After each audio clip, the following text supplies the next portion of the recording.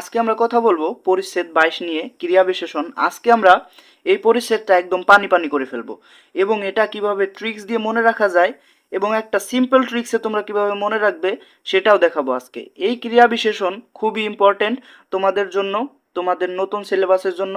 তোমরা অবশ্যই এই ট্রিক্সটা মনে রাখার চেষ্টা করবে এবং খুবই সহজে তোমরা এই পরিচ্ছেদটা তাহলে মনে রাখতে পারবে। তাহলে চলো শুরু করা যাক। যে শব্দ ক্রিয়াকে বিশেষিত করে তাকে ক্রিয়া বিশেষণ বলে। আমরা সবাই জানি ক্রিয়া বিশেষণ ইংরেজিতে যাকে বলে অ্যাডভার্ব।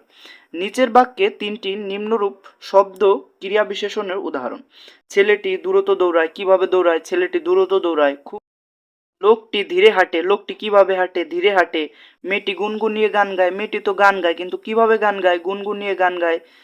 অনেক সময় বিশেষ্য ও বিশেষণ শব্দের সঙ্গে এতে ইত্যাদি বিভক্তি যুক্ত থাকে। এটা একটু মনে রাখার চেষ্টা করবে, এটা খুবই ইম্পর্টেন্ট। এতে ইত্যাদি বিভক্তি যুক্ত থাকে এবং ভাবে, বশত, মতো ইত্যাদি শব্দাংশ যুক্ত হয়ে ক্রিয়া বিশেষণ তৈরি হয়।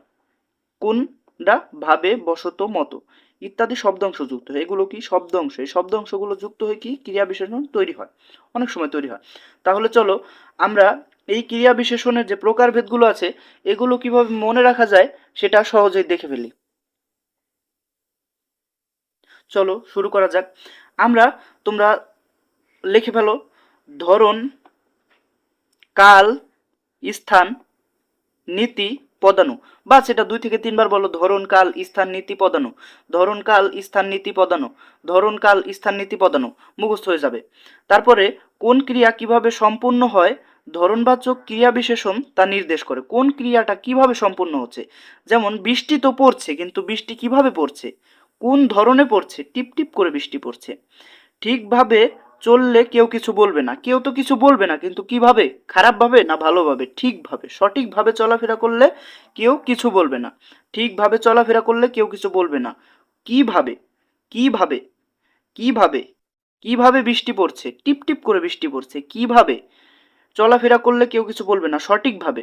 অর্থাৎ তুমি যদি ক্রিয়া বিশেষণকে কি দিয়ে প্রশ্ন করো, কিভাবে দিয়ে প্রশ্ন করো, তাহলে উত্তর পেয়ে যাবে। যদি উত্তর পেয়ে যাও তাহলে ধরনবাচক। তারপরে কালবাচক। কালবাচক আমরা সবাই জানি কাল উল্লেখ থাকবে, সময় কাল উল্লেখ থাকবে। আজকাল ফলের চেয়ে ফুলের দাম বেশি, যথাসময়ে সে হাজির হয়। অর্থাৎ এ কথাটা বোঝাতে চেয়েছে যে ফলের দামে তো বেশি হওয়া উচিত। আজকাল তো ফলের দামই বেশি হওয়া উচিত। মানুষ অসুস্থ হলে ফল খায়, মানুষ পুষ্টির জন্য ফল খায়, কিন্তু না, আজকাল ফুলের দাম দেখা যাচ্ছে বেশি। আজকাল এই সময়টা নির্দেশ করছে, যথাসময়।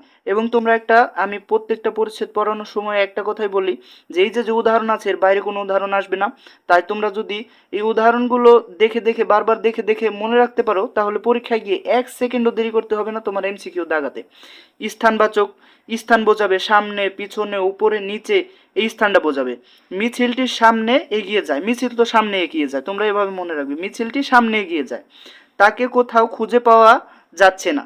তাকে কোথাও খুঁজে পাওয়া যাচ্ছে না। স্থান বোঝাচ্ছে তাকে কোথায় খুঁজে পাওয়া যাচ্ছে না, কোথাও খুঁজে পাওয়া যাচ্ছে না। নেতিবাচক ক্রিয়া বিশেষণ। নানি।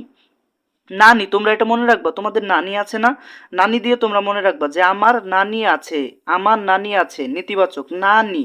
নানি।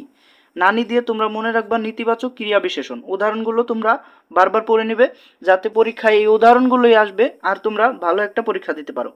বাক্যের শেষে,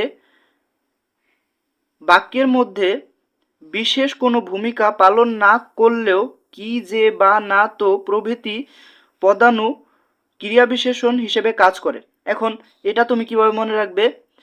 তুমি মনে রাখবে নানি কি যে বানাতো খুব মজা লাগতো। নানি কি যে বানাতো খুব মজা লাগতো।